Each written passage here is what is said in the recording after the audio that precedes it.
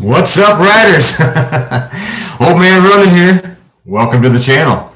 We'll see if there's anybody on yet. Doesn't look like it as I know it's going to be a difficult one because it's Mother's Day, but it's a rainy day, and I thought we would do some speaking on Harleys and Himalayans. So we'll see if we get some people come on here. Let me change the settings a little bit to see how many.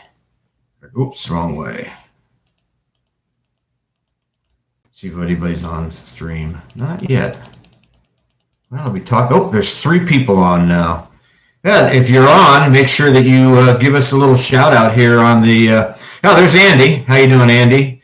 On the live chat. Like I said, I know it's going to be a difficult time because of the fact that it's Mother's Day, but this is I had to do it this way. We were so busy this week that, and I wanted to talk about Himalayans and Harleys as well too, and. Like I said, this is a fun thing for me to do. I like to do them once a month, and it was a month ago, beginning of last week that we did it. I think back on the 4th or something like that. But we're going to talk a little bit about, like I say, Himalayans and Harleys. So far, we've got 5 people watching, and again, like I say, get on the live chat, ask the questions. But one of the first things I wanted to touch base with is the what we've done to the Himalayans so far. And the last video that I made was about the panniers and the soft luggage that I ended up going with, and it's the Lomo waterproof luggage. And I'll tell you what, it is. I've got some experience on it now, and there'll be some videos coming up in the future. I actually did a rain video that, man, that was supposed to be today. Whoops, I'm going to open a beer here. It was supposed to be today, but the water got in the camera, and I lost the footage. So it's like, really, that's not exactly the route I wanted to take. But what we're going to be drinking here today for the live stream is one of my favorites, if not my favorite, oatmeal stout. And it's going to be backwards, but it's Ol Man Brewing out of Powell, Ohio. And I go there at least once a month now, starting, I think I started back in, April and May. But it's really a good oatmeal stout. So let me know what you're drinking. Man, is that good stuff. And happy Mother's Day to all you ladies out there, or your wives or girlfriends, or who's the mother in your family, or your own mother. So I wanted to make sure that I did give everybody a happy Mother's Day. Pump Wizard says loves him some oatmeal stout. I do too. I mean, it is. I actually use this in my au jus for my food truck for my pastrami, and it is one of the flavor boosters. And again, if you're just joining, it's the there it is, the ill-mannered oatmeal stout. It's called Smooth Jazz, and any of you guys that are in Ohio could check it out. But it's really, really good. I don't think they sell it out of state, but if they do, I mean, contact them. I don't have any ties other than the fact that I go there with my food truck. But to get back to the statement I was making on the Himalayan, I shot some video in the rain, and because we've had a tremendous amount of rain here so far this month, and it's one of the reasons why I wanted a waterproof luggage. But my camera failed on me because it got wet, and so I was able to salvage it, but I lost the footage. It just kept shutting down. So that's one of the problems that you face when you're trying to do GoPros in the rain. And I even put some duct seal around the connector, but it was just too much. The water got in everything. However, nothing in my dry bags got wet, and so that's a good thing to notice.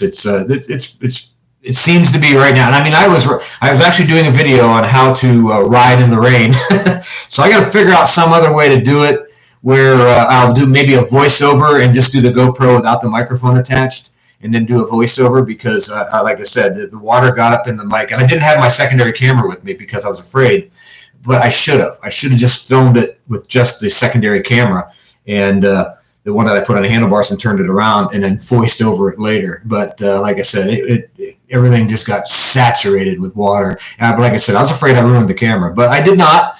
And it's working now, and but I lost the footage for Sunday, which was a perfect opportunity for me to do a live stream. So Andy says, love me some stouts. First service scheduled for the Hemi, almost at 300. Good job. I'm glad. Like I said, cheers to everybody that's there. Stuart, McCorkindale, is that how you say it? Hobgoblin, that must be your favorite stout.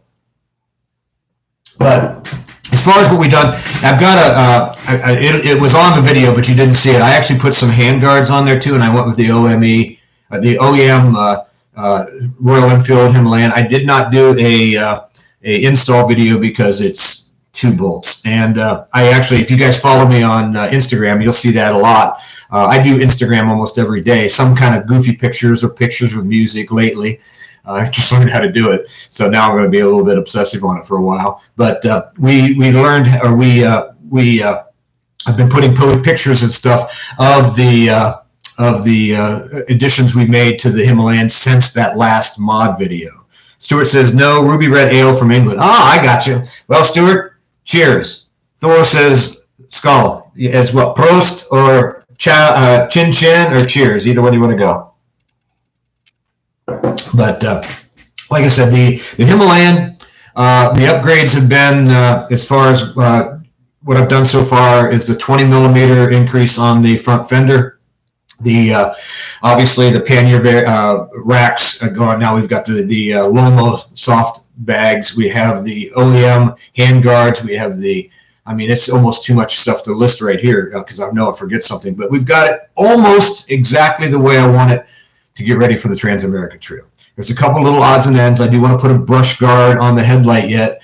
I do not know if I'm going to upgrade the headlight or not. I'm not really unhappy with it. I'm planning on doing a nighttime video here in the next couple weeks to show you how it runs at night. I don't think it's ever been anybody doing a Royal Enfield at night, and we're going to do that in my deer-laden area. And I say deer-laden area because we have, I think, 5 or 6 different female deer out there in our backyard who are they're dropping babies right now. So we're going to have a tremendous amount more deer in the near future. But like I said, we're talking about Himalayans. If you have any questions on some of the upgrades I've done so far, what I think of the bike, I do a lot of positive on the Himalayan. There's only a couple negative things I can say about it, and I would say they're minuscule. But the one that I think is the biggest for me is and I'm going to change it, but I want the foot pegs being wider for my feet. Sneaky Lynx says, great evening from UK. How you doing there? And again, welcome everybody to the channel. We really appreciate having you. We got 14 people watching now, and that's great. But let me talk a little bit more about the Himalayan before we get into the Harley part. Because what we'll do is we're going to talk about the comparisons to the different motorcycles as far as Royal Enfield with Harley-Davidson. And I know people say, well, how can you compare? I think there's a lot in common. And then we're going to talk a little bit about the future of, I think, my personal opinion on the future of both motorcycle brands. But as far as some of the things I would change on the Himalayan, the first thing would be the foot pegs. I'd make them wider. The rubber pieces, I like that because when you're on the road, I like the rubber, it absorbs some of the vibration, and I wish that they made them just maybe 2 inches or what, I don't know what the centimeters are off the top of my head, but I think it need to be 2 or 3 inches wide, so that way with a big-footed guy like me stands up on them, it'd be a little bit more stable, if you will. I like to lock myself in a little bit better that way. So that's one thing I would change. And the other thing I would change would be completely get rid of the ambient temperature gauge. It's in the wrong place. The only time it's pertinent is when you first get on the motorcycle after you turn the key on. Once that engine runs, and I know there's some guys that are putting them in different places, and I did that. I temporarily moved it, and I shot a video on it, but I didn't publish it because it didn't change more than 6 or 7 degrees. I mean, when I'm riding around in the wintertime, when it's 17 degrees Fahrenheit, it's showing that it's 50 degrees out. And I actually after I moved the sensor. So, I mean, that's something that I think it's a wrong thing to have because it gives it's kind of a gimmick thing anyways, in my opinion. You really don't need it. And so I think if they do have to keep it on the bike, to move it someplace else, maybe up near the front part of the engine or away from the engine, maybe on the instrument panel itself, because it is kind of protected from the wind there with the windscreen. Stuart says, with the removal of the pannier racks, do your new soft luggage stay away far enough from the rear tire? I leave the racks on. They actually adhere to the racks better than I could imagine. I think, like I said, I'm using, let me think of the name of them. rock strap. I think that's the name of it. It's a little bungee with a strap on it, and that's what I'm using to keep them tight on the pannier frames, and that's what I would totally recommend, and it works perfect. I actually bought, I think I've got overkill, so I'm going to use them for not only to hold the Lomo luggage on, as opposed to what they give you other than the top straps, but I'm also using them to tie down the duffel on the back as well too. And I mean, things are going nowhere. That stuff is just amazing.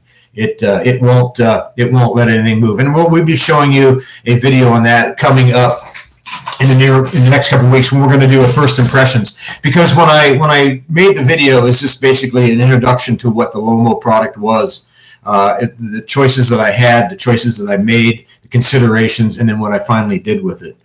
So again, Stuart, I didn't remove the pannier racks; they're still there, and the Lomos fit tight up against them perfectly. In fact, on the racks, I use the top part. I do the two. There's like 3 straps, one really big wide one, and then 2 smaller ones. I run the little smaller ones underneath each side of the pannier rack, and then up again. Then they tie into each other, and then I use that main wide Velcro strap for the main support, and they don't move. And then in the addition of those bungee style tie downs, man, it's perfect, and it does not touch the exhaust at all.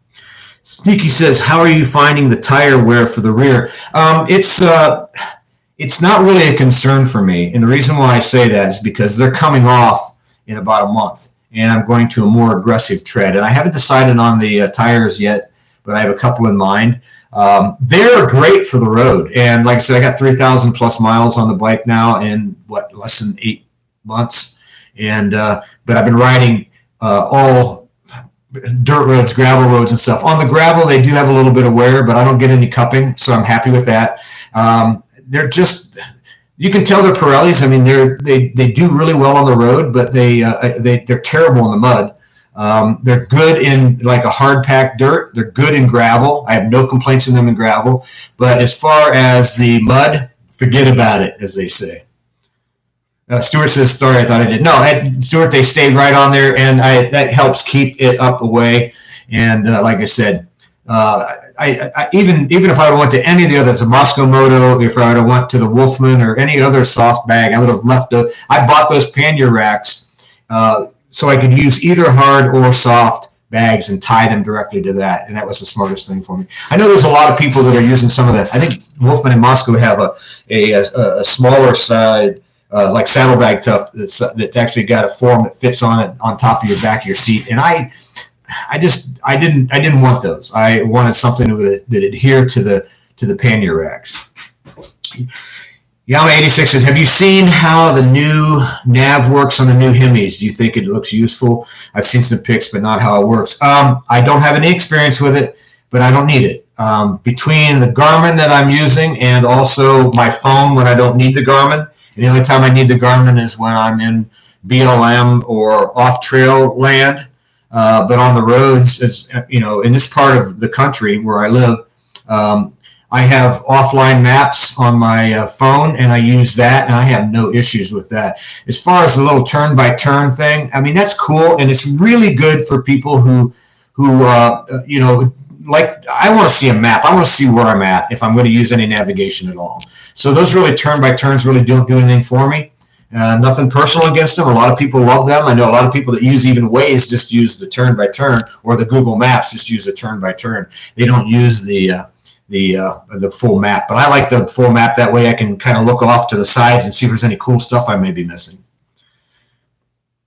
Ayana says a Google-derived system. It seems to work great. It is for, like I said, the turn-by-turn, but there's no map to it. So, again, what I mentioned before is I want a map. Pump Wizard says, my biggest bitch about the Hemi is the wind. The standard killed me with buffeting and wind noise. I ordered a taller one. The wind noise is still killing me, so I took it off. You're happy. Again, I have strong opinions about that. I've ridden pretty much my entire life with motorcycles without any windscreen, so I don't get a feeling for it. And when I'm filming, I'm only using full face helmets, and I don't get that kind of buffeting. I'm not running at a high enough speed that's going to cause any buffeting with me. I mean, I've taken the bike up to 70 miles an hour, and I don't feel anything. And I'm 6'2", maybe a little, I don't know. I started at 6'3" and now I've shrunk a little bit, so I'm right around 6'2". But I really don't get the buffeting like a lot of people are saying or complaining about. I just don't seem to. That's not an issue with me. And in fact, I kind of made a goof on a fellow YouTuber that was complaining about it, saying it was dangerous, and I don't see how it possibly could be. If you got a full face helmet with a windscreen, I don't see how you can get buffeting. I don't see how it's possible unless you're doing over 70, 80 miles an hour, and you're not going to do that on a bike anyway. It's just not made for it. Even on my Harleys, I don't get any problem. And I'm running them without a windshield or with a windshield, my Road King, but I don't very seldom use it unless I know I'm going to go a really long distance trip and I could possibly run in some rain. I really don't even use a windshield. That's what I've done my whole life. And heck, I ran most of my life with the 70 style open face helmets. I just wear a pair of sunglasses or goggles. It is what it is. But yeah, the Himalayan. Let's see. The thing he likes about the Hemi, also the Harley, is that you can do all the work yourself. And that's one of the things I was going to touch base as far as what they are similar in. And let's get Pump Wizard here for it. It is dangerous at night. It rattled my eyeballs. I couldn't focus. I'm 5'10". Are you wearing a full face helmet, or are you just wearing the sunglasses or goggles, some kind of standard eye protection? Just curious. But as far as the comparison between the two, it's one of the reasons why I think Royal Enfield and Himalayan, not Himalayan, but Royal Enfield and the Harley are so similar. They are extremely easy to work on. One of the biggest things that is coming with the Harley-Davidson, take a sip here. Cheers, everybody. Is their new at 1250 water-cooled engine on the Pan America.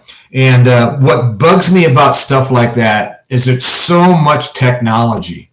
And I don't know if we truly need all that technology in every possible thing. Now, if you're running like a GS and you're running the highways all the time, pardon me if I get my hand in front of the camera, if you're running the highways all the time and you want something that's going to be doing that kind of stuff, and you want just in case you decide to go off-road.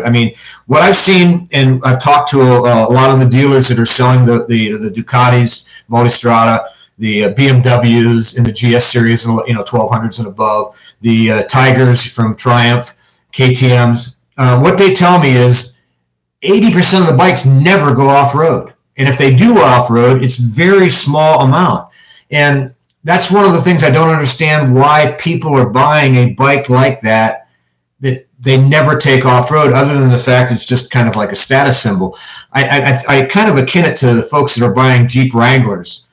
That you see all this money put in these gigantic lift kits, and in particular around here, they never go off-road. You see a lot of soccer moms running them around, lift kits, the Rubicons. They're just doing I-70, baby. It just drives me crazy. Why do you need a Jeep Wrangler? The other ones are going to get a lot better gas mileage, and that's one of the things I don't understand, why people are buying adventure bikes and never taking an adventure other than driving down the road. I don't know, but anyways. Pump to it's coming from a Buell Blast and a 78 Sportster. I'm used to no windscreen also, so it's trial and error with the Hemi. Yeah, like I said, I've had a couple motorcycles that had windshields on them when I first got them. I've had a couple Heritage Softails over the years, and then of course my Road King, and of course my Deluxe had a windshield that came with it too, and it's never been on the bike.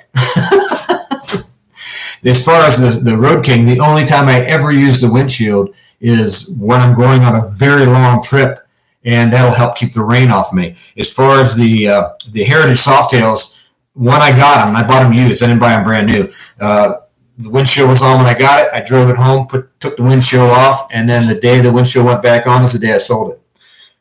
Andy says, I agree with you on the tech-rich features.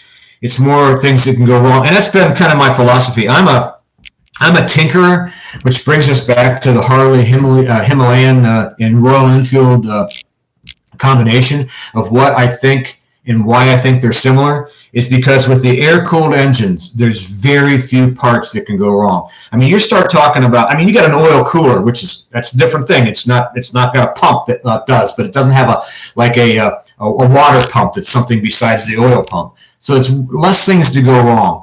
You got an air-cooled engine that's built to run at high temperatures in all weather. A lot of guys, somebody asked me the other day, what about running the Himalayan, down south in the summertime? I'm thinking like, man, they're running them all over Asia in desert situations all the time. They have no problem. I know for a fact that they're running them in Saudi Arabia, in the middle of the, and then also in the Sahara Desert. They're running them over there all the time, and they don't have an issue with them because that's what they're built for. They're built to run at high temperature. That's why you use a high viscosity oil. I mean, 2050. If you're in that kind of temperature, I'd be running straight 40 or straight 50 personally. And in fact, in the summertime, I do jump up to the higher temperature or the higher viscosity oils in my Harley-Davidsons, and I will in the Himalayan as well, too. I won't do a 2050. I'll jump up to a straight 50 or a straight 40, something like that. And that way, I've got more lubrication. It'll handle that heat. One of the things that I've done when I do a video for the oil changes is I check the viscosity of the oil all the time. And this is a simple tip. I don't know if you guys have ever done this or not. And, put in the comments if you did. What I do is when I'm checking my oil, and I check it constantly, is in the Himalayan, I get a little thing to stick down in there to fuel the oil. And then what I do is I take it between my fingers. And let's put it as close to the camera as I can. Now, this is going to be difficult. Maybe I'll do it with some beer. You won't be able to tell as much. But see that little bit of, let's see if I can get it so you can see it better. That little bit of beer there that's in between my fingers like that. Now you can tell how drippy that is when that, can you see it? See that little right there, how it lets go? That's how you tell the viscosity of something. If you're just a hillbilly like me, and then I check and see, and with my oil, I want to have it raised about that far before she starts to break off. And that tells me that my oil's in still good shape, because I'll tell you what, if I'm running in high temperatures, I may be changing my oil a lot more than what the book says, because that's the first thing it breaks down in oil is the viscosity. Okay, we got a few comments and I missed on here. Signified says that. Sneaky says, true dat. Pump Wizard says, the only other issue with the Himalayan is when parked in direct sunlight, it was having a huge stalling issue. A light bulb went off, started up, opening the gas cap before to start to release pressure, no issue. That's true with any motorcycle, especially if you got a black one. I mean, that's Harleys are vented for that reason. The Himalayan, I don't think it's vented as much, but all you have to do is pop your key and put it back in. Michael, hello, Michael, greetings. I did the 300-mile check intake. 109 thousandths fits with a tight drag. Tenth goes extremely tight. Exhaust. Okay, well, he's talking a little bit more specific about the valves. Are these gaps acceptable? I would only follow what the manufacturer recommends on this, because what I do in my personal life, I cannot say in reality, because if somebody does it and they have an issue, they do it wrong, I don't want to get blamed. So follow the direction of your local tech and the manual. That's as far as I'm going to go. Let's see. You're talking about things that can go wrong. I've seen some people talking about a problem with the 18 Himis getting oil seepage from the copper washers. No, not at all. I have no leaks, no drips, no drops. Like I say, I had over 3,000 miles on it, and she runs like the day I got it. The only thing I did notice is a little ticking. It means my valves needed a little of adjustment, and that was done, and it's okay. Dante says, hello. Hey, Dante, glad that you're there. Michael says, completely understand, no worries. And again, I was not trying to be evasive, but again, the last thing in the world I want to do is that if you're not familiar, and you sound like you are, but if you're not familiar with doing it exactly the way that the manual says, again, everything's based upon specifications, and those engineers know a lot more than I do. And if it's just, I mean, if your feeler gauge is just a little off, or it's got a little bend in it, and you stick it in there and you're a little off, and then you have a catastrophic breakdown, I don't want you to come and say, well, Ronin says. No, I'm not going to do that. So pay attention to what your certified mechanic says always, and the manual, and that's the best way to be safe. And again, what I do is maybe not the same as what they do, but it's what I do. And if it breaks down, then it's me. And I blame myself and suffer the consequences. Well, cheers. But getting back to where the combination of the Himalayan and the Harley-Davidson are is because of the fact that they're both air-cooled. They're very simple machines. Even the modern Milwaukee 8, in comparison to what that new 1250 is. I mean, that Pan America has a thing that you pull up to a light and it lowers the bike down automatically. I think it's on their I don't know if there's special edition or there's 2 models of it. I don't know, man. But I guess you have to figure out there's got to be something on there for $30,000 or $20,000 some odd dollars. I mean, I don't think I need that. I mean, when I was riding dirt bikes, well, pretty much my whole life, I never worried about fancy stuff like that. Like I said, if I need some kind of technology, I can take it with me. Like a lot of people say, well, I love to have the ability to, to connect my phone to the motorcycle. I've got all that in my helmet. I've got a Cardo system that I can do my navigation. I can talk to the Cardo, and it's going to tell me. I can listen to the radio through that way, and I don't have to hear it. I mean, one of my pet peeves is guys that have Harleys and put these gigantic sound systems on it. Man, you can't enjoy the ride. I mean, I have the ability to listen to music when I'm riding, and I very seldom do. I mean, virtually no time do I do. Number one, I don't, especially in traffic, I don't want to be distracted. And really, especially off-road, I don't want to be distracted. If I'm jamming to some tunes and I run into a rocky spot on a gravel road, you end up in the ditch. And that's not what I want to do. I want to make sure that I'm concentrating on what's going on. I mean, if you see me, I ride a lot of times one hand and sometimes no hand. I don't recommend it. Don't do what I do. Do as I say. But, you really need to pay attention to what's going on. One of the things I like to be hyper aware of everything that's going on. I had some security in my background, and I really do get I threat assess constantly, and especially on a motorcycle. Here's a story for you. We'll go into a little personal story. When I was a kid, and I'm talking 16, 17, and 18 when I graduated when I was 17. But when I got my motorcycle license and I was able to ride the motorcycle to school, I had some friends that we all rode together. And there was 5 of us. And by the time I was 18, I was the only one left. And they all gotten killed in motorcycle accidents. And a lot of people say, well, didn't that scare you off motorcycles? I said, no, it didn't. I love motorcycles. Now, I've had one wreck in my life, and that was back in 1983. I know before a lot of you guys were born, probably. But what I tell is I've always been hyper aware, and I don't outrun my ability to be smart. The only time I ever did that is the time I got in a wreck, and it was completely my fault. I was riding above my ability. I failed to negotiate a corner and ran straight into a railroad trestle at 65 miles an hour. Failure to negotiate a corner.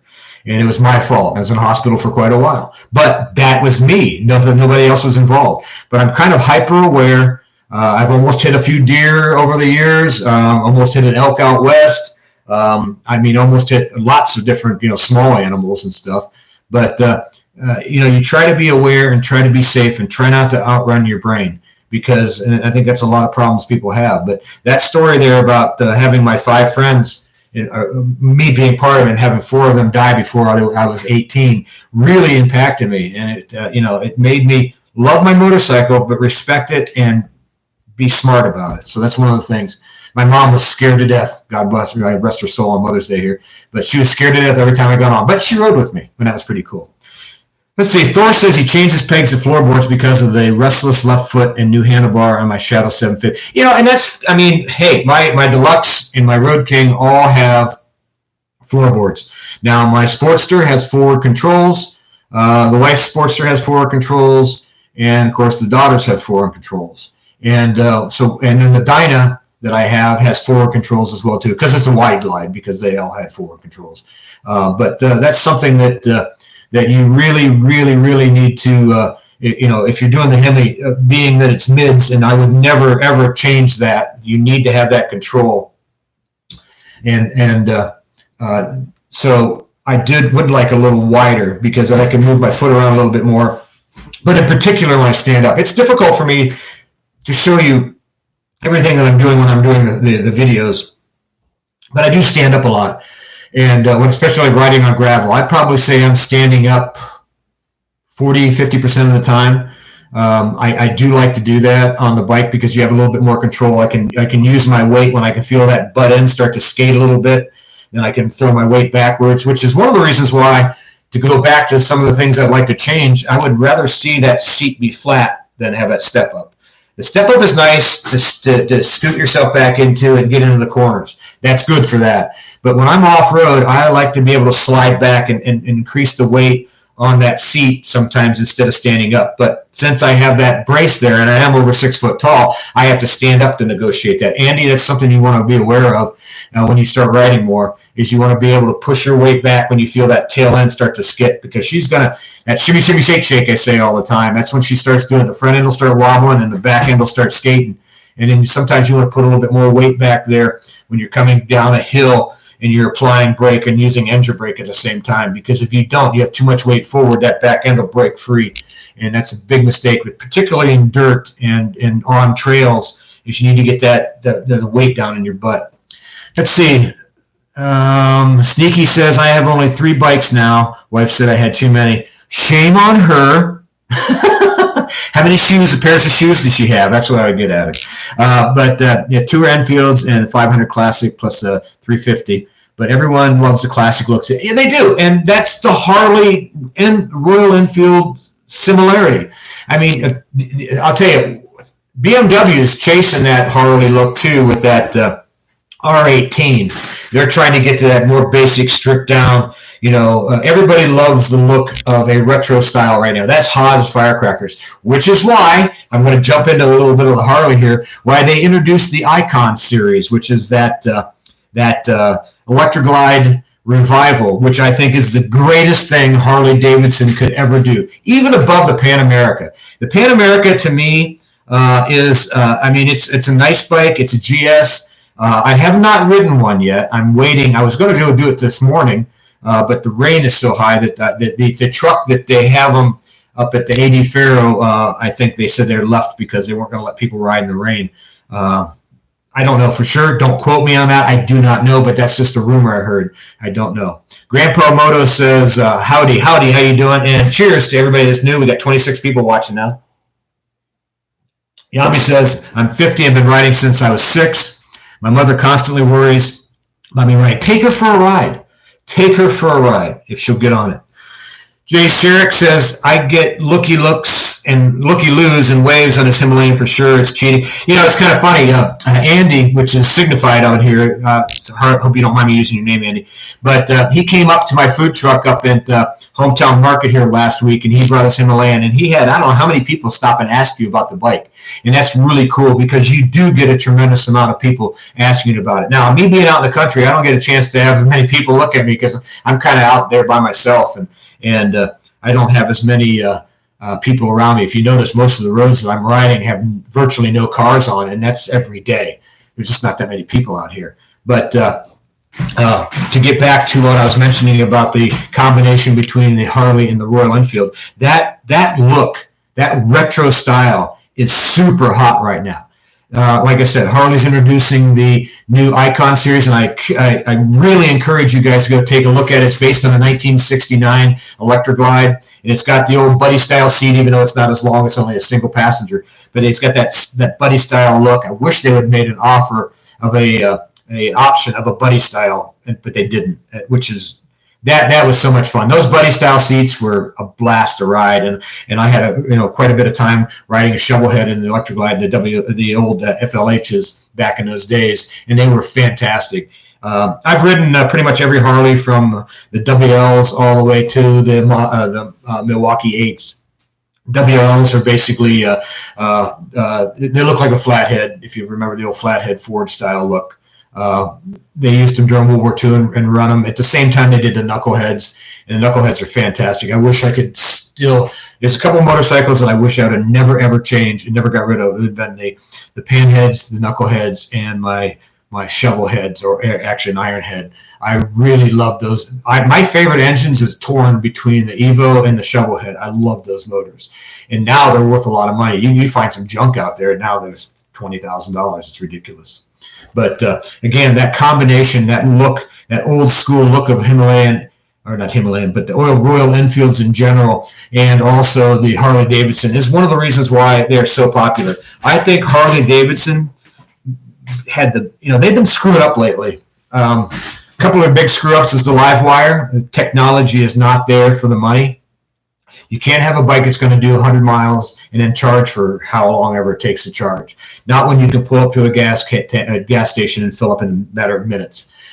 That's just not there. In the future, it'll be cool. And the reason why I think it'll be cool, because I would love to have a electric bike that gets me the kind of range and the kind of how do I want to say it, the kind of charge time that you get from gasoline on a bike that I can take off-road. Because would that be not fun to enjoy nature with virtually no sound?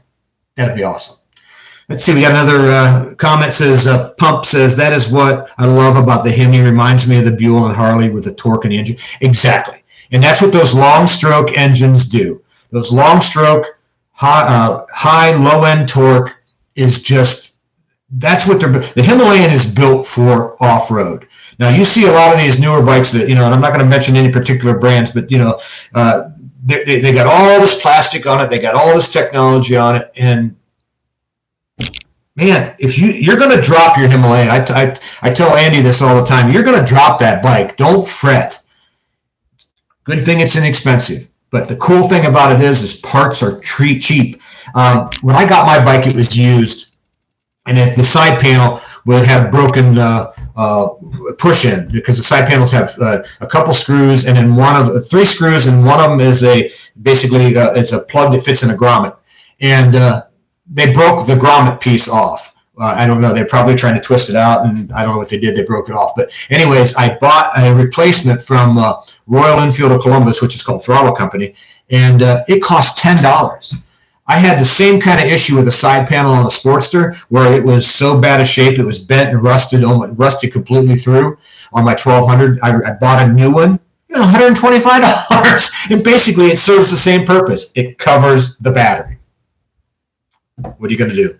Let's see. That guy from Maine says, have you heard about the wait times on the Hemi? I put a deposit. Yeah, and I think you can blame COVID on a lot of that. And the fact of it is that they pretty much sold out of production almost immediately because the bike is that popular worldwide. And there's a reason.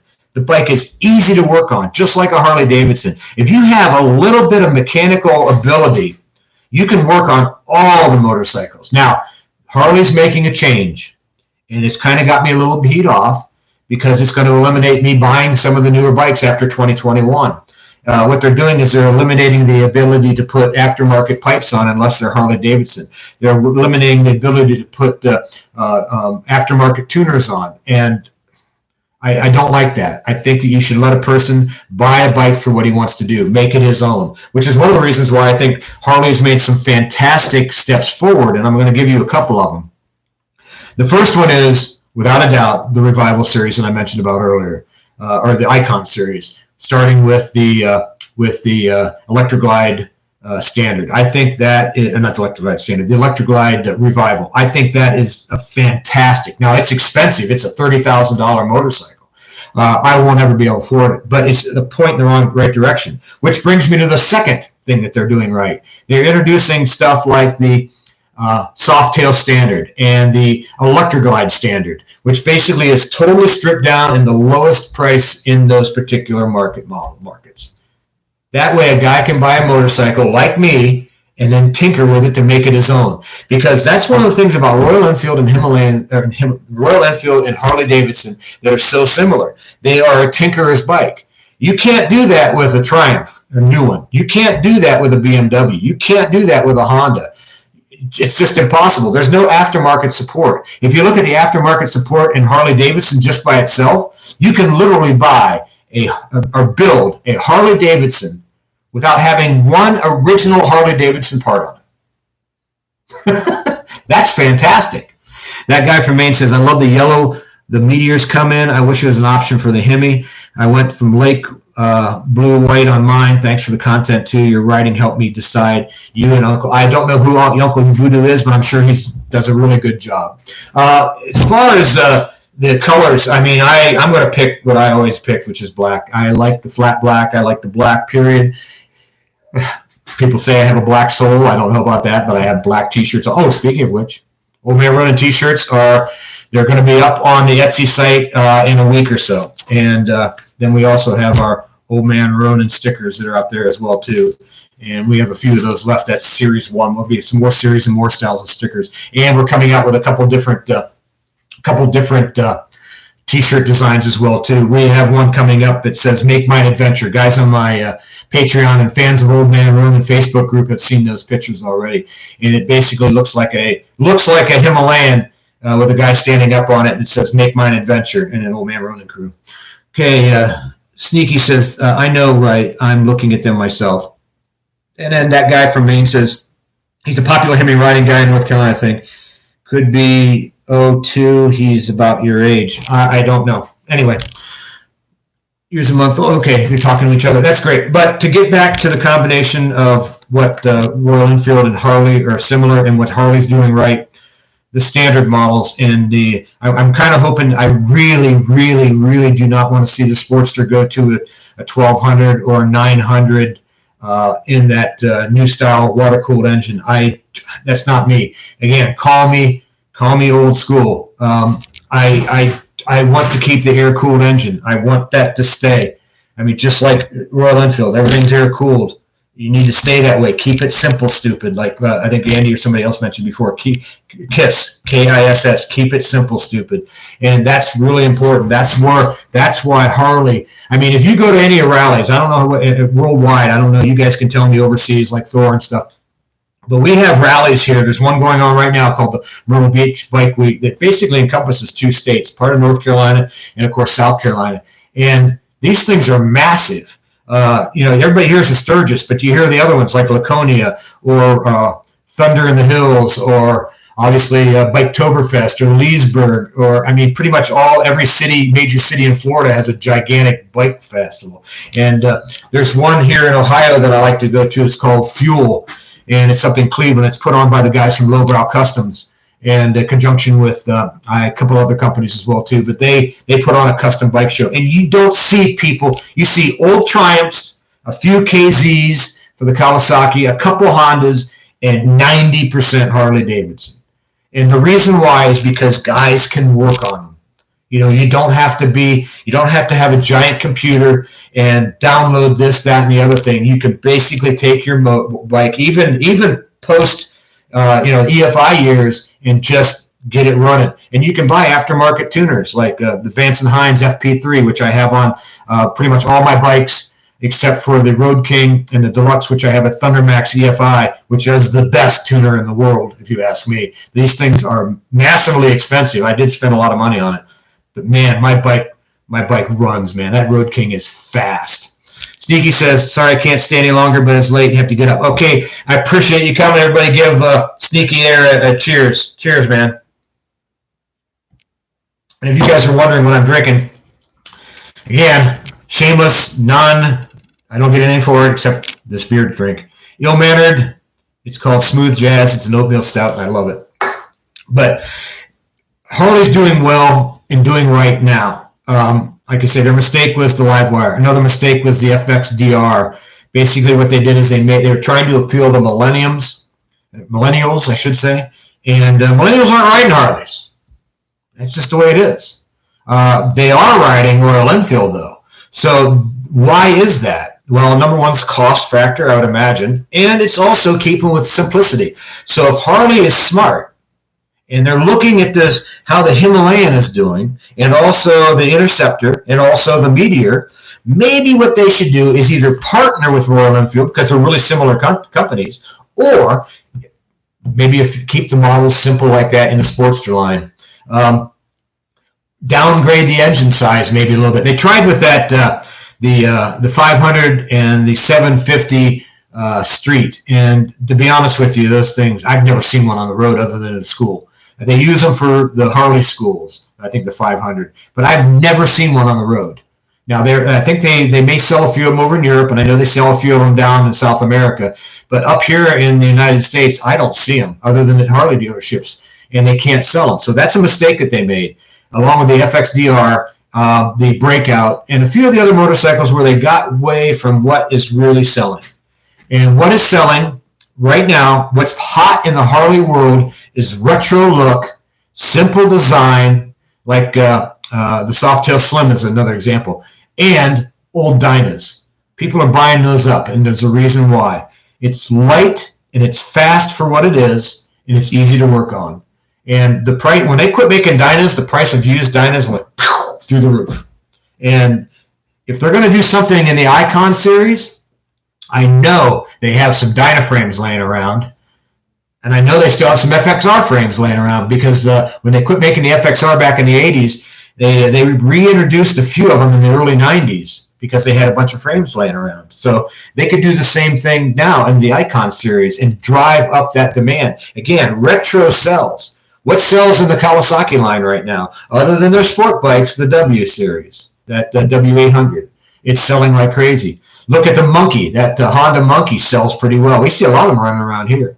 Sig says, I hope Royal Enfield doesn't force the new European emission standards on the North American versions of the bikes come out next year. Apparently that will limit the upgrades so you can do that. Exactly. Anytime you start putting limits like that, and you know, you're adding all this emission stuff, well, it's one of the reasons why every Harley in the world, you pull off the pipes and you put another, let's say a pair of Vance and Hines or a pair of Bissanis or whatever your favorite D&D exhaust on it, whatever your favorite one is, and you put a tuner on it so you can actually make the thing run good. It is what it is. Buell and the Hemi to me is single happy. I'm looking at the Cleveland Motorworks Heist. Yeah, it's I've seen that too. It's there's that one, and there's one over in Indiana that do the same kind of thing. I don't remember the name. Janix, I think is the name of it. Don't quote me on it, but I think that's the name of it. The most perfect bike for the new rider. Never. Okay, which one are you talking about? Never regretted starting with him. Oh, on Himalayan. Yeah, I'll ask you personally. Have you seen my video on Himalayan? Is it a good beginner bike? Just curious. I'll let you respond to that. But yeah, I actually think the Himalayan is the perfect beginner bike. And the reason why I say that is because a lot of folks, when they get a motorcycle, they don't have, yep, he did see it, good. A lot of folks, when they get a motorcycle, they get, you know, they either get a crotch rocket, which is going to limit them on what they can do and where they can go. Because, you know, I know there's people that's done it. I mean, I've taken Sportster 883 across country several times. So you can do it on a smaller bike, but they are so uncomfortable after a period of time. What they're built for is going fast in a straight line or going intermediately fast in curvy roads, and that's all they're really good for. And that's cool if that's all you want to do. But if you are a new rider, before you get into that, why don't you learn how to ride not only on every road, but off-road? And I told, now I'm going to use you again, Andy, because you're close. If you learn to ride off-road, after being on roads like 1,000 miles, you're going to be a better on-road rider. And I think that's one of the reasons. I've even said this, you know, I think the Himalayan in its own right has made me a better road rider just in the last 8-9 months. It's made me a better road rider because I've gotten back to my basics. You know, I've been riding dirt bikes and stuff my whole life. Yeah, Janice, he said, that's good. It may be my first real bike. That's good too from that guy. But the Himalayan has made me a better rider because now that I'm riding, I had a story, I think I mentioned in the video, where wife and I were riding on the Road King, and we were going on this road, and we were following a trail. It's one of the Pathfinder series, and they had a detour because the road was closed, and the detour was gravel. So I'm going on my Road King 30, 40 miles an hour down a gravel road, and of course the Road King that big fat tire just loves to skate all over the place. But having the Himalayan and getting me more used to riding like that, because when I ride the Himalayan, I'm on gravel every day. I mean, I've got a 1,000-foot driveway that's all gravel, all down or uphill, depends on what you're going.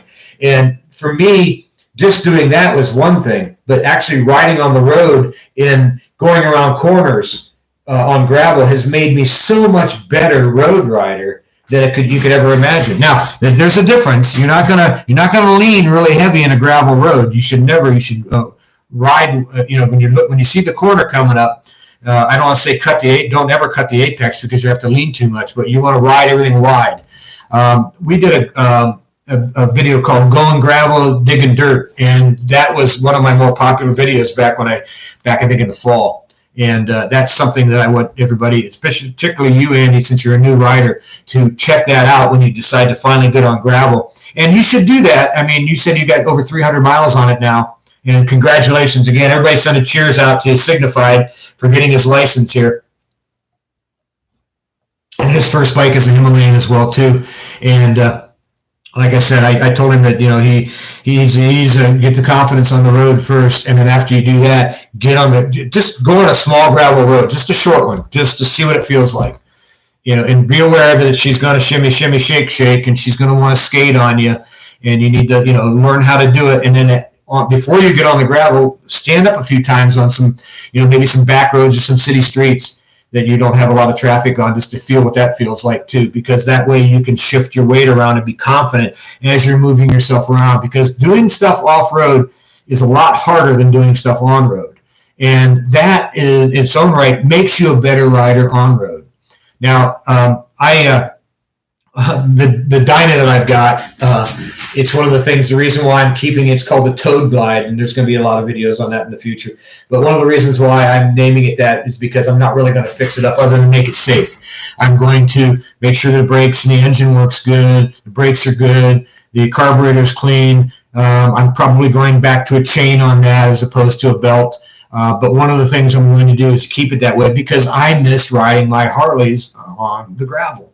And it is something that I'm going to be doing with that bike as well too. Not knobby tires. I'm going to have a standard touring style tire on it, not the race style tires. You know, ones with just a few slits down it. It's going to be more of a full, like a car tread, which is what I got on my Road King. So it's good in the water and if you happen to be on gravel and all road situations. It's a touring tire, and I really like the Chinkos for those. The Shinkos.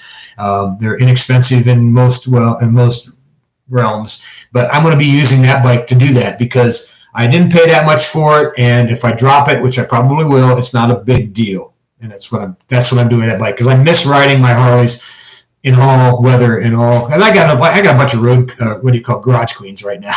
That's basically the best thing you can say. Thor says yes, the Himalayan will be my second bike for all road use, and that's really where the whole hashtag all roads no roads, it fits that perfectly.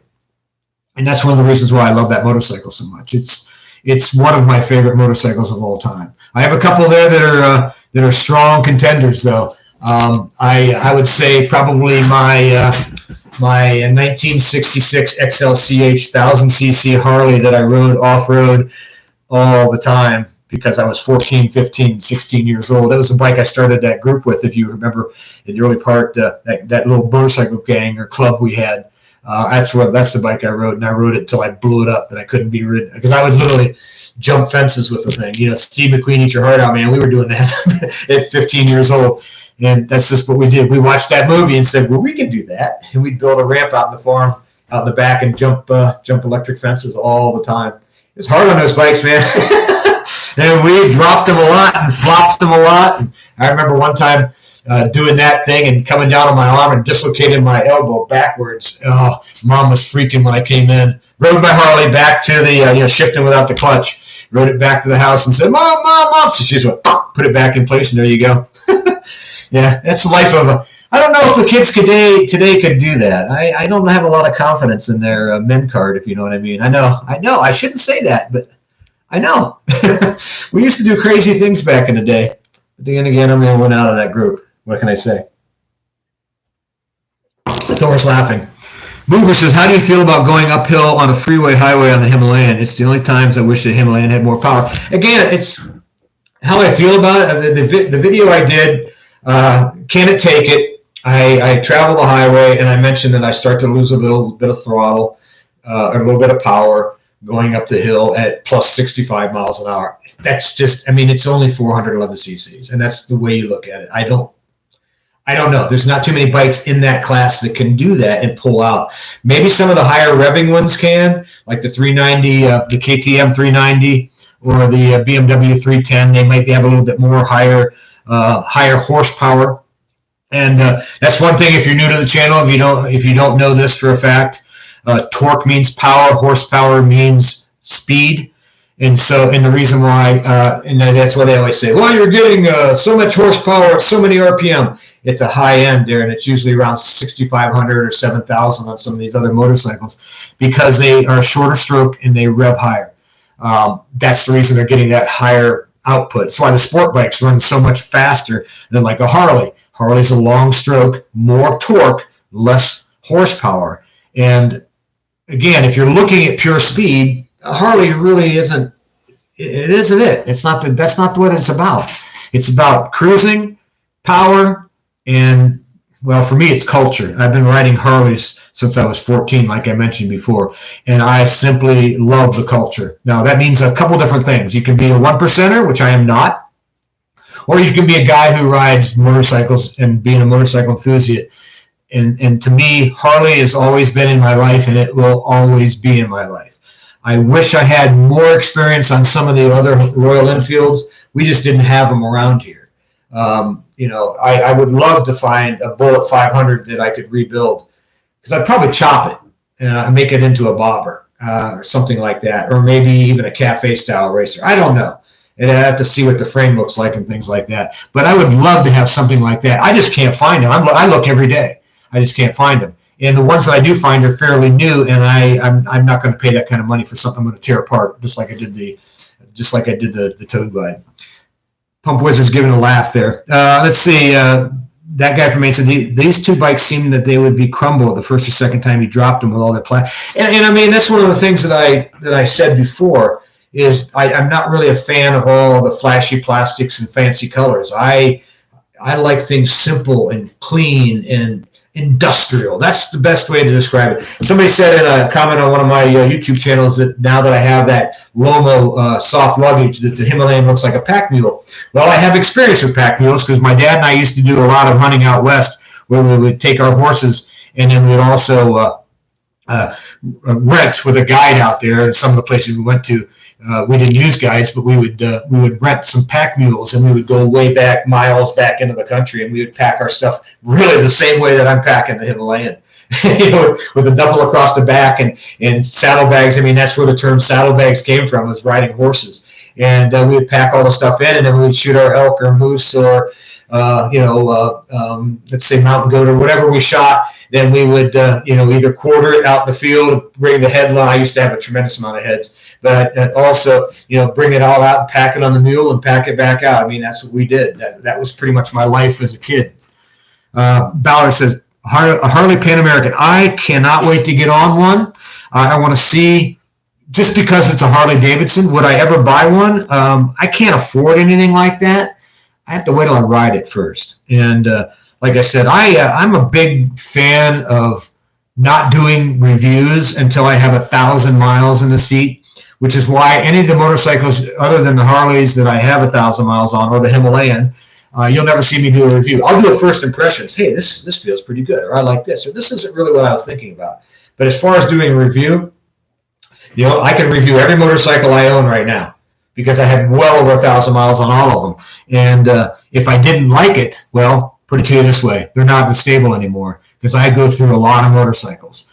I buy used that are usually not in the best condition, and I rebuild them, which is why I love Harley-Davidson. And the reason why I love Royal Enfield as well, too. Although, excuse me, beer, I don't have a lot of experience with Royal Enfield other than Himalayan.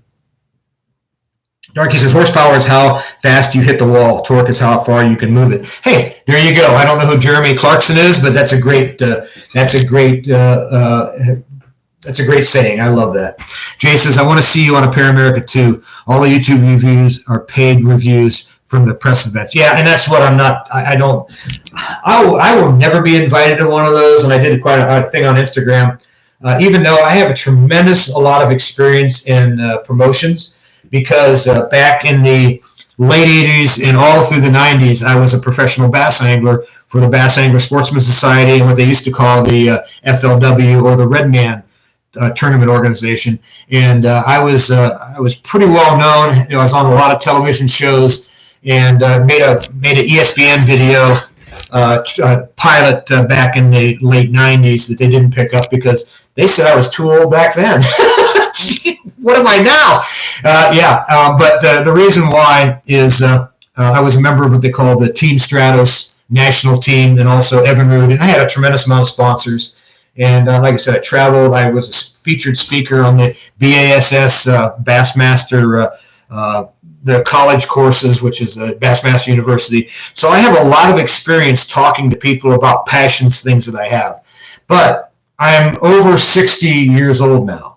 And that is the farthest thing that these companies want. They want young and new people with a lot of money.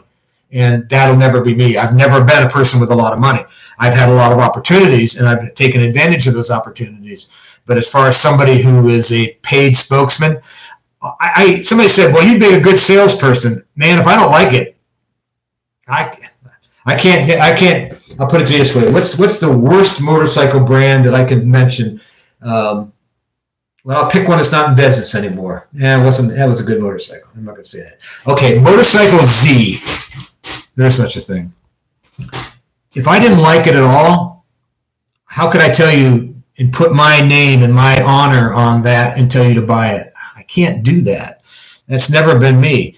Like I said, I've had several Harleys that I don't like at all, and I bought them, used, rebuilt them, and then sold them. I don't have them anymore. I love the Heritage Softail, but I don't love it as much as the Deluxe, so I sold them. I love the Dyna Super Glide, but I don't love it as much as I do the Wide Glide, so I sold them. I love the old Street Bob, but I sold it. See what I'm saying? If I like it, I keep it. My 1200 that I built to a 1250, I love that bike. It's fantastic. The Weiss Iron 83, I think that's the prettiest Harley they have made in a smaller bike in forever. My Deluxe, I almost sold it. I almost did. A guy offered me a tremendous amount of money for it, but then they quit making them, and I said, no. I can't get rid of it now that they don't make them anymore. I could probably start outside and find some used ones, but I've got it exactly the way I want it. Let's see. Darky says he's one of the original presenters on Top Gear. Yeah, I've never seen the show. I know a lot of people say it's really good. I don't know. I've never watched the show. I don't watch a lot of TV. I watch more YouTube than I do anything else, and stuff on Netflix. But as far as regular television, we don't have cable. So I spend most of my time out in the shop fixing bikes, working in the food truck, cooking meals. Like we made little chef talk here. I made the wife and our daughter. She came over for Mother's Day, and I made puttanesca. So that was pasta al puttanesca. It's one of their favorite meals. They really like my version, and it's very tasty. So that's what we did for. So I love the finer things in life. I have to do it myself. I can't go afford to buy it. So let's see. Has Harley ever made a dual sport? Yes, lots of times. They had a partnership with how do you pronounce it? I cannot remember how to pronounce it. This is the problem when you get older. Americi out of Italy, where back in the AMF days they sold enduros, and they had mini bikes. They had off-road enduro, and I mean they made all the World War II bikes. So they've made lots of small engines back, like I say, from 125 cc's on up. And like I said, then they made a mini bike as well too. If you ever do some history, go on history of Harley-Davidson, the AMF years, you'll see that they built a tremendous number of small cc motorcycles, in particular the enduros. They did make a couple dirt bikes in that particular time frame as well too. They've been big for almost a century in doing flat tracking and also uphill climbs. They've been around a long time and have done pretty much everything. And that's why when I first heard that Pan America was going to be a bike, I said they need to come out with a 500cc version. If they really want to start the market, start there, because it'll be half of the price of the Pan America, the 1200 or 1250. And that way they can get their foot in the door or release it at the same time, because not everybody that's in the market to buy one of these bikes, maybe if they're a Harley fan, they've never been off-road and they want to try it. Well, they don't want to jump into a $20,000+ bike right away. Get them into a $10,000 bike or less, like a 500 series. That's where they should have done it. They should have done that. But again, that's not. I'm not on the board of Harley-Davidson, so I can't say it.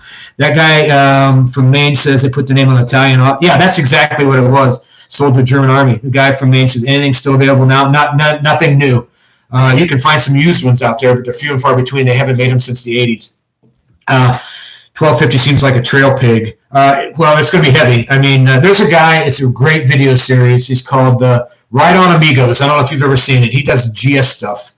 He's got a big GS 1200, and he did the Transamerica Trail a couple years ago, and or last year, for whatever it was. And he's gone down on it bike so many times, and he's had to have help every time or unload it to lift it back up. I don't want that. It's one of the reasons why when I was looking to do the Transamerica Trail, I looked at 3 options. The first option was I bought the 1200 Sportster and I was going to make it into a scrambler.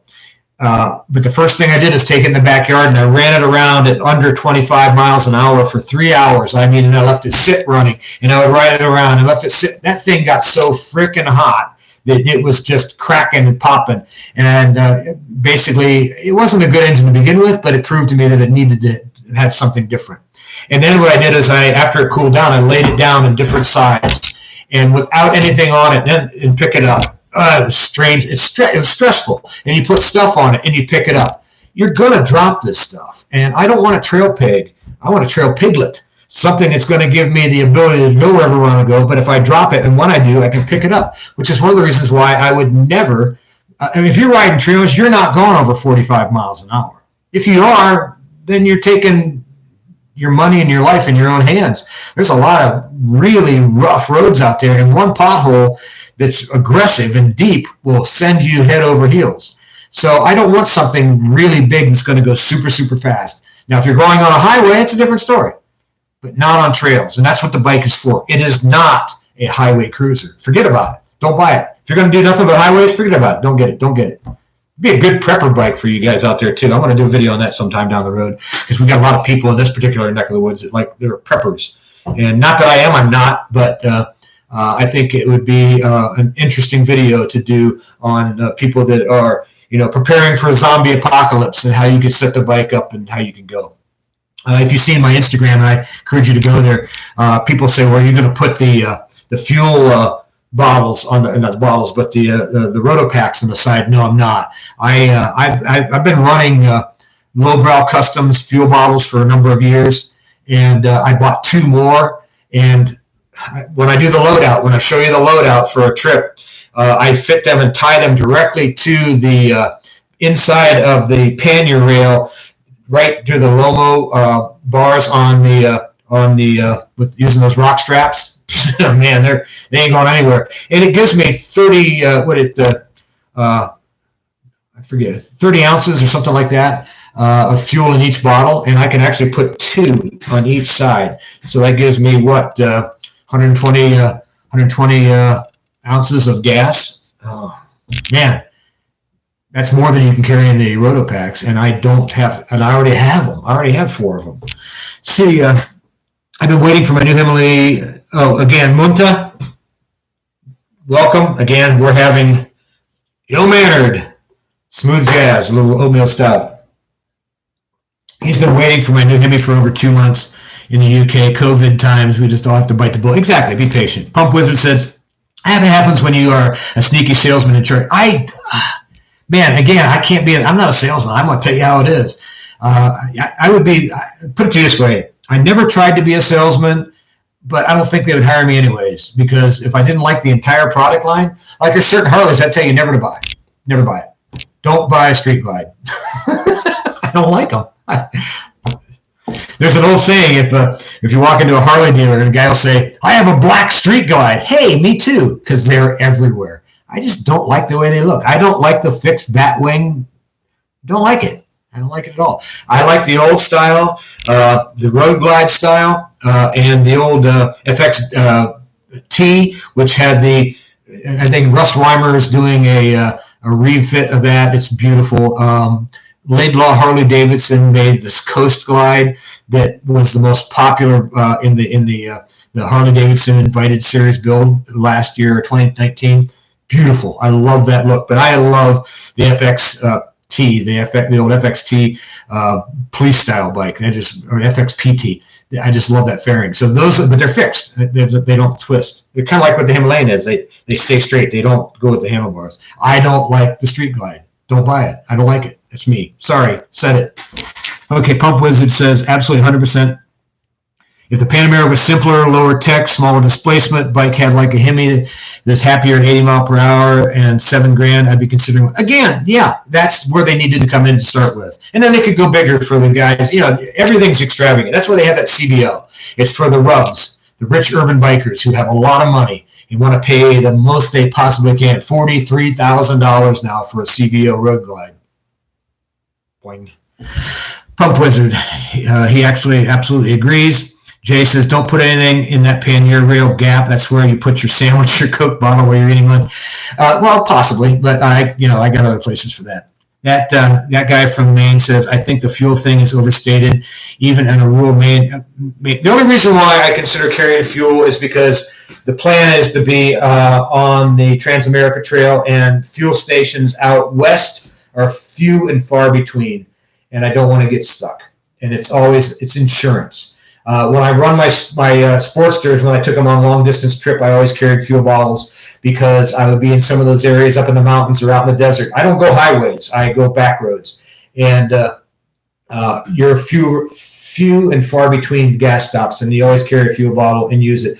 And the most important thing is, and this is something that I have a lot of experience with, especially with fuel injection engines, they have high-pressure lines in them, just like a Himalayan does, fuel pump.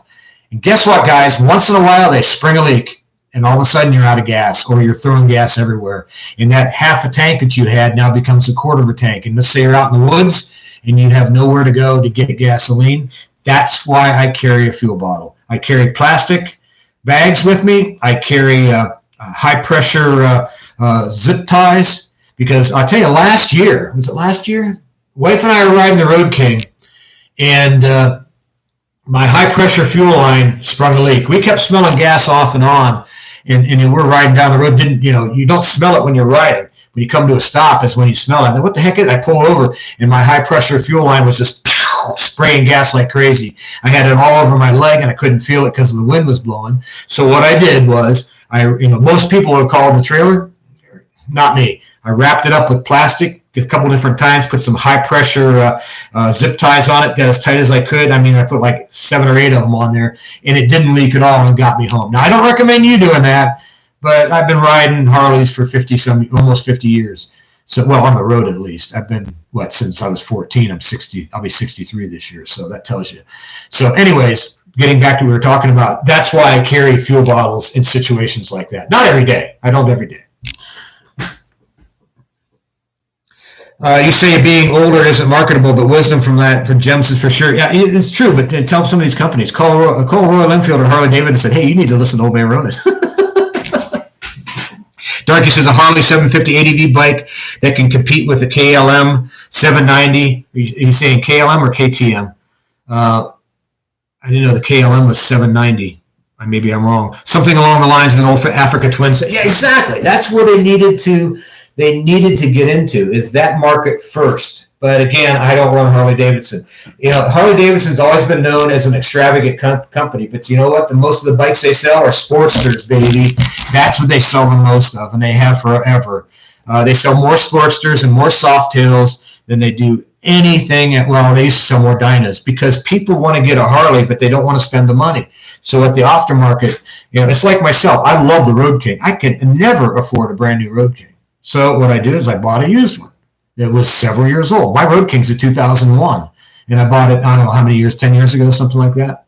So it's one of those type of things. It has to be at least 10 years old, or I can't even look at it price-wise. My Softail Deluxe is 2008. The newest bike besides the Himalayan, the newest bike in our stable is my wife's 2012 Sportster Iron 883, and she wanted that bike, so we bought it. It's not the most I've ever spent on a bike as far as in the last 20 years, but it's close. Hey, Stuart, I'm glad you're here regardless. Cheers. And KTM, I thought so, because the KLRs, I know they were 600s and stuff, but I didn't think they were that big. But again, I don't know everything. Stuart says Street Glide is the single most sold. Again, it's the bike I don't like. I'm not a Street Glide guy. Speaking of KTM, I'm actually waiting for the Husqvarna 901 Norden to come out on the market, and I'm sure a lot of people are waiting for a lot of different models. Again, I always say, buy what you love. If you love the Street Glide, like apparently Stuart does, I don't know, maybe he does, but buy it. Juan says, hey there, Roden. Glad you're here again. We're drinking ill-mannered stout and an oatmeal stout, and we're talking Himis and Harleys.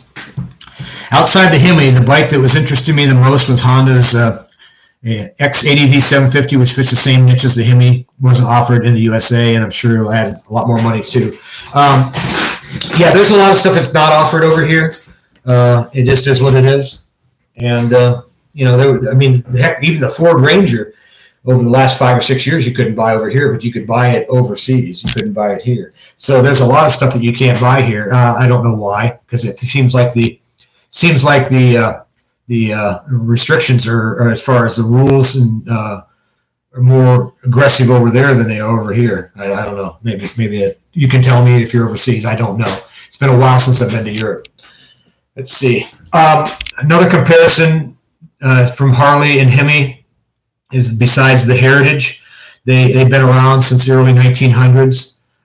Hemi's been around since what, 1901, and or not Hemi, but Royal Enfield. Sorry, I keep intermixing the two. And of course Harley 1903. Darky says, I guess Harley saw the bearded dentist in the Harley leathers. Yeah, we call those rubs. And if you're not familiar with that term, it's a rich urban biker. And I did a video on that, one of my very first ones, of why I love rubs. And a lot of guys in my age group and in my culture bracket don't like them. And the reason why I like them is because they buy the new Harleys, they buy the new CVOs, they buy the new Road Kings and Road Glides, and you know, they're going to be. In fact, there's a dealer just east of me here called Fink's Harley-Davidson, and they got one of the new revivals in, which I think is I'm in love with that bike. If somebody actually no, I wouldn't do it on that. I wouldn't spend the money. But if somebody offered it for free, I would take one. $30,000 for that motorcycle. It is gorgeous. It reminds me of the old FLHs, and I love that. The old Electric Glide back in the 60s. It's beautiful. I think it's the best thing that Harley's done, coming out with this Icon series that they've done in the last 10, 15 years. I think it's a perfect way to go. Stuart's a rub. Well, yeah, I'm glad you're rich, Stuart. Send some money this way. You can send me what do they call it, a super chat. See a little button down there at the bottom with a little dollar sign? Hit that button and send me about $20. Not a salesman, but I'll take all your money. But anyways, the guy from Maine says, I'm going from a Honda Ruckus. Wow. You're the first person I've ever heard to have had one. That's great. I've never been on one. They look different. They look cool. It's a 13-year-old dude with 5,000 miles to the Hemi. Rode dirt bikes as a kid. I love scooters. You know, nothing wrong with it. Ride what you like, man. But again, there's a part of me that's always wanted to. I rode a Vespa when I was over in Italy back when I was in my 20s, and I always wanted to kick out of riding one. It's just that I've always had Harleys. So. Yeah. Kevin's Nash's Kitchen. Sorry, stuck in your ads. I watched all those. By the way, hi people. Welcome, Kevin. Again, we're going to give Kevin and Stuart, it's Diesel, a little drink here. And Munta says, I just bought you some drinks. Hey, get some of that ill-mannered tins in. Loving your channel and really enjoy listening. Oh, thank you, guys. I really appreciate it. You know, I can't do this stuff without you. And, we're over 7,500. I think we're 7,600 subscribers. We've been on since July 1st of last year. I mean, it seemed like it took forever to get 100 subscribers, and then it took not longer, but it seemed like it took longer to get 1,000. And over the last couple of months, I've gotten some praise from people like Jess at Her Two Wheels, her husband Jordan Ray, Vlogs, and of course Shade Tree Surgeon. Those guys are all Harley guys that I deeply love their channels, and I deeply love them as people too. They're just awesome.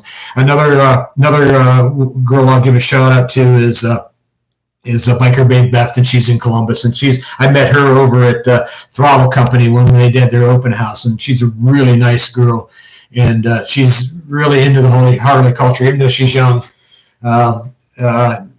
She's young, and it's a lot of fun watching her do her videos. Balver says, went to riding vintage Vespas to a Triumph Bonneville. And you know what? I used to do the Gentleman's Ride when they had it in September. They're supposed to have it this month sometime later, but I'm probably not going to do it this year. First time in a couple years that I haven't done it. I don't like. I wish they wouldn't have moved it. I think they needed to keep it on the same time all the time. We get a lot more rain this time of year, and they're going to not raise as much money as they will in September. And I really wish they would have kept it then. But it's not the point. It's for a good cause, and I raised almost $1,000 last year for them. So What do you call it? Stuart says, come to K River in October, and I'll fill you with beer. Yeah, October, I'm heading to Florida. I'm going to go down and be part of Shade Tree Surgeon. They're giving away a road glide, or no, excuse me, a Road King called Road King Kong, and I'm going to go. I was going to go this spring, and man, it was just some bad snow at that time, and I just didn't want to ride. I'm not going to fly down. I'm not going to drive down. I'm going to ride to these events, and I just didn't feel like beating myself up in the snow. I ride enough in the snow around here. Heck, Kevin said he gave me $2. Hey, cheers, guys! I really appreciate the super chat. Thank you. There's a video guy that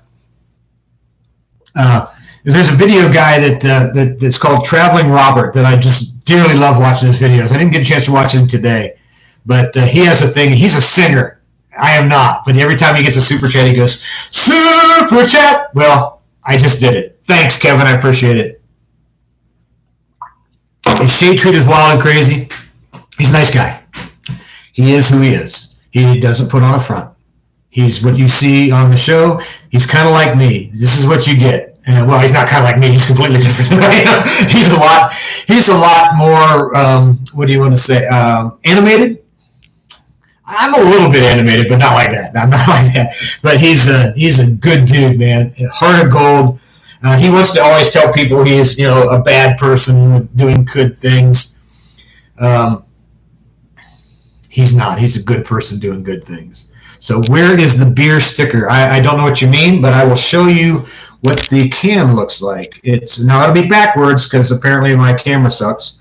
I got a cheapo Amazon camera, but it's ill-mannered, smooth jazz, yada yada yada. Pump Wizard says Shade Tree is great, along with Niche Shay. Yeah, she's been writing a long time. She's quite the character. I've never met her. I've met everybody else I've talked about, so I don't know that. Shade Tree's come to Ohio a few times, and Bobber sent me some, hey, super chat. See, I did it again. God, I'm terrible. I should never do that because that sounds like crap. Oh, well, I appreciate the super chat, guys. I really do. That means a lot. That'll buy me another beer. And I have one on ice over here waiting when I get done with it, but it's been so much fun talking to you guys. We'll be on for now an hour and almost an hour and a half. And we'll probably shut it down right at 8:30. But I have so much fun talking to you about the different things that we're doing with our motorcycles. And if you have any questions on my Harleys, please ask. I know we were known primarily as a Himalayan or a Royal Enfield channel, and that is really important to me. I love my Royal Enfield Himalayan. I wish I could get more time on some of the, or any time at all on some of the other bikes. He said, I was looking for this sticker. I don't. Oh, there. Okay, gotcha. Pump Wizard says, I'm watching you live chat before I go over and watch Shade Tree. And exactly, that's why I'm going to enter it. I think they're going to get started pretty soon. Yeah, thanks, Stuart. Kevin says, I know your background is with so many bikes, but the Himalayan is catching on. Yes. Yeah, it's one of those type of things that, it feels like I'm neglecting my Harley. It's like I rode one of the videos I did with the Deluxe, and I mean, it didn't get that many views. I'm thinking like, man, I don't understand why. That bike is amazing. That is one of my favorite bikes. And I'll tell you what, the favorite bike in my stable is the one I ride the most. And the one I ride the most is the Road King. I ride it everywhere. It's got the most miles on it. I mean, it's over 100,000 miles. And it just does everything I ever ask it to. Now, that bike has been upgraded.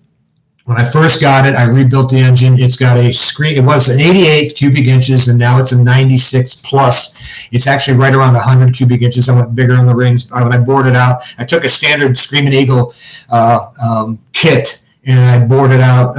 I know, it's one of those type of things. I know how to hone the inside of the cylinder walls to get the right size, and I'm using the special pistons and piston rings. I can get almost 103 cubic inches out of it. And then I've got the ThunderMax tuner, which I love that tuner. If you got a Harley-Davidson, you got to be running a ThunderMax tuner that's an EFI. I put the old Margoli, I think that's how you say it. The throttle bodies were crap, and I got rid of that right away and put a stock Harley on it, but I put a 55 millimeter on it as opposed to what came on it, which was around a 48, and it just loves to eat gasoline. But it's fast as heck. Micro camping, moto camping is the rage. Yes, it is, and that's one of the reasons why I got the Himalayan, was to do the Transamerica Trail. And I've been promising a lot of moto camping. And I've got some in the can I keep talking about, but then I keep thinking of other ideas I'm going to put out there first, and then you're going to get inundated with moto camping when I go on the Transamerica Trail, and I don't want to overdo it. So I'm thinking that in the next week or two, I'll release one or two. I'm going to do a loadout. I'm going to do a first impressions. I'm going to do a moto camping with the Harley-Davidson and the Himalayan, and we're going to do a comparison of how the two are, even though there's really no comparison. And we're going to do there's a lot of stuff coming up, guys. I mean, there's, and then I'm going to throw in some of the first impressions of other motorcycle brands too. Stuart says, I love my KTM, love my Hemi, but I freaking get nasty with my Limited. Which Limited? Boss says, I painted my Himalayan tank and fenders, OD green, rhino liner. You know what? One of the things I'll say about my Himalayan is when I'm riding with even blue jeans, because I only use, no, don't hate me, guys. I haven't drank the Kool-Aid on the adventure bike stuff completely yet. Somebody asked me earlier what summertime adventure pants I wear, and I said blue jeans. I'm just not there yet. I just don't know if I ever will be. I've never had an issue. I just don't do it. I'm not racing the Himalayan. I'm not taking it. If I'm not, again, I mentioned earlier in the video, I'm not riding above my ability on gravel roads. I'm not doing it. I'm just not going to do it. So I know you can always have an accident, but I'll deal with it. Now my upper body, I'll wear the HWK textile jacket, because I really love that textile jacket. It's one of my favorite jackets ever, and I ride it more than I do my leathers anymore. I even ride it on my Harleys. I love that jacket. Let's see. Bauer said, yes, let's see it. Yeah, I'd like to see it too. Hey, tell you what, if you guys aren't a member right now, I opened it up so anybody can join. Go to Fans of Ol Man Ronin on Facebook if you're a member, and do the stuff there. Send pictures, because we have about, we don't have too many yet, but send the pictures there, and you can talk to me and all the other people. Like Andy's a member of it. I think Stuart is too. But yeah, let's see the pictures. And if I get a picture of you with a motorcycle, if you notice, I do a lot of featured subscribers or Patreon members on my channel every time I do a video, because I want to give back to people that are giving to me. And so if you're on, you can either email me at olmanronin@gmail.com or send me a picture to Fans of Ol Man Ronin on Facebook, or on my regular Facebook page, Ol Man Ronin, or on Instagram at Ol Man Ronin. Any of these places, you can send me some pictures of you with your motorcycle. I don't care what brand it is. I love all motorcycles. I just have a really good place in my heart for my Himalayan and my Harleys. Okay, Stuart's got Electric Glide Limited. Gotcha. Because there's a Road Glide. There's a bunch of different limiteds. Kevin says, had a friend do his KLR to mimic a military KLR in green. Yeah, and that's one of the things I think that they should have done too. Is they have all that paint from all the bullets they did, the desert and the olive drab. They should be doing one in the Himalayan, and they may overseas, but they don't have it over here. Kevin Nash said, okay. Munta says, laters, man. It's 125 in the UK. Munta, thanks, man. Cheers. And we hope you do as well too. Again, this has been a lot of fun. We're approaching an hour and a half. I know some guys want to go over and see Shay and Shade Tree. So, have any questions before we get off of here?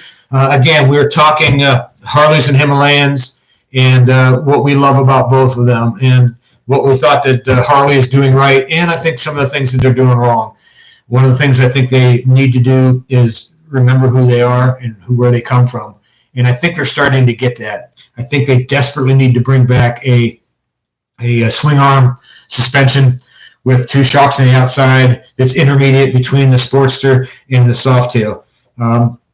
The Dynas were hyper popular. Redesign the engine mount though, because anybody that's never ridden a Dyna, the older they get, they have a tendency to have a little back end wobble because the swing arm's attached to the engine.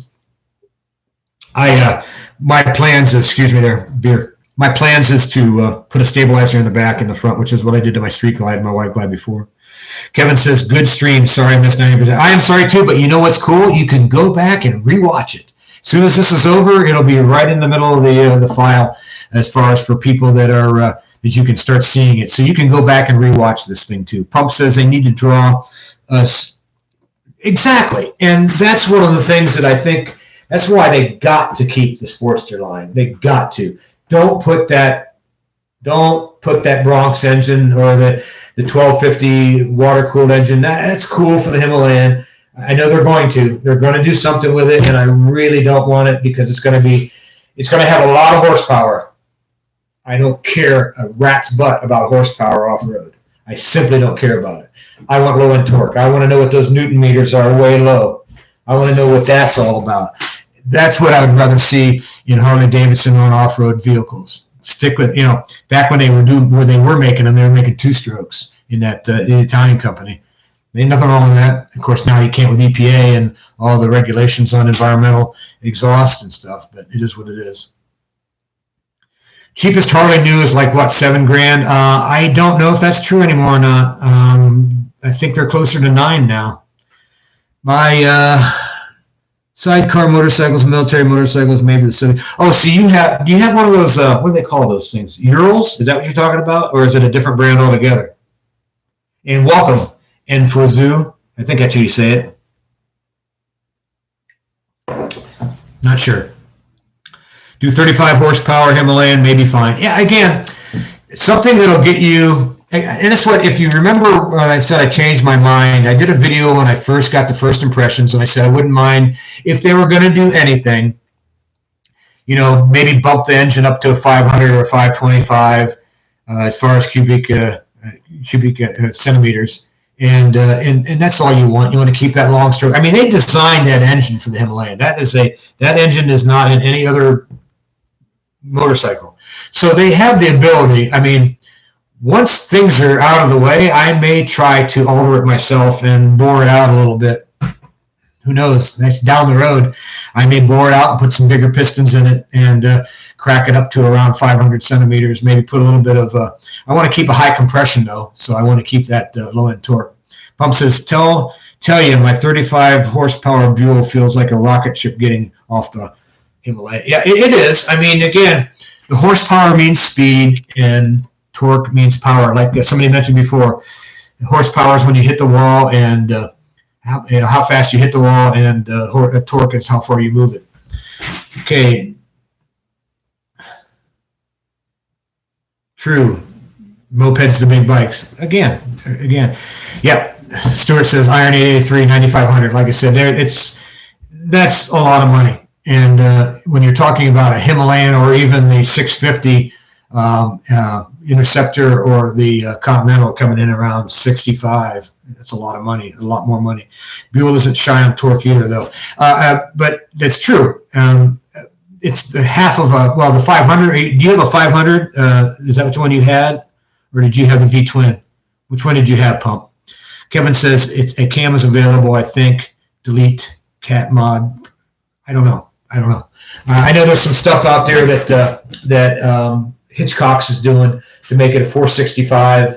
And again, what they're doing, they're just increasing the lift on the head, I think, a little bit.